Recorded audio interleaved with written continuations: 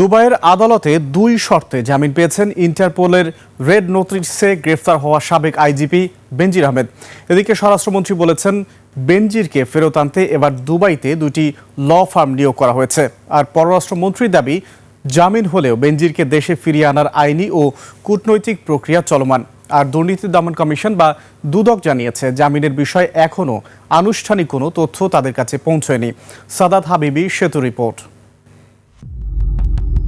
একসময়ের প্রতাপশালী পুলিশ প্রধান সাবেক আইজিপি বেনজির আহমেদ এখন আরব আমিরাতের আদালতের কড়া নজরদারিতে।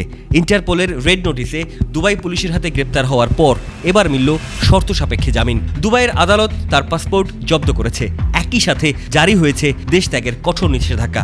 আপাতত মুক্ত বাতাসে নিঃশ্বাস নিলেও আমিরাত ছাড়ার কোনো সুযোগ নেই এই সাবেক পুলিশ কর্মকর্তার। রোববার বিকেলে রাজশাহী পুলিশ লাইন্স ড্রিল শেডে রাজশাহী রেঞ্জ ও রাজশাহী মেট্রোপলিটন পুলিশের কর্মকর্তা ও সদস্যদের সাথে মত বিনিময় সভা শেষ করে সাবেক আইজিপি বেনজির আহমেদের জামিন প্রসঙ্গে মন্তব্য করেন স্বরাষ্ট্রমন্ত্রী সালাউদ্দিন আহমদ।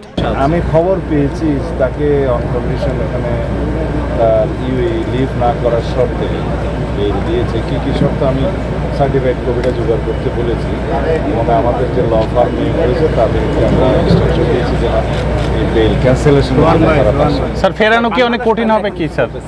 পরবর্তী পদক্ষেপ তারা আইনানুগভাবে গিয়েছে, আমরা ল ফার্ম নিয়োগ করেছি, আমাদের চেষ্টা আমরা করছি। এক ইস্যুতে মন্তব্য করেছেন পররাষ্ট্র প্রতিমন্ত্রী শামা ওবায়েদ। বলেছেন, সংযুক্ত আরব আমিরাতের নিজস্ব আইন অনুযায়ী তারা এই বিষয়ে প্রয়োজনীয় আইনি ব্যবস্থা ও পদক্ষেপ নিচ্ছে। একই সঙ্গে বাংলাদেশের স্বরাষ্ট্র মন্ত্রণালয়ও তাদের সঙ্গে সার্বক্ষণিক আলোচনা চালিয়ে যাচ্ছে। তার আশা, শীঘ্রই অভিযুক্ত আসামি বেনজির আহমেদকে ঢাকায় ফিরিয়ে আনা সম্ভব হবে এবং প্রচলিত আইনে সম্পন্ন হবে বিচার কাজ।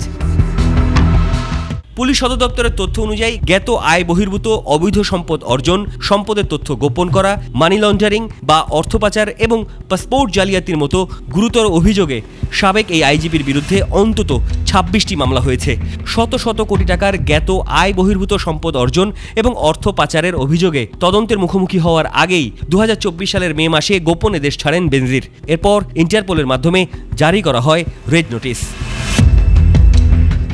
সাদাত হাবিবি, সেতু, 21 টেলিভিশন, ঢাকা।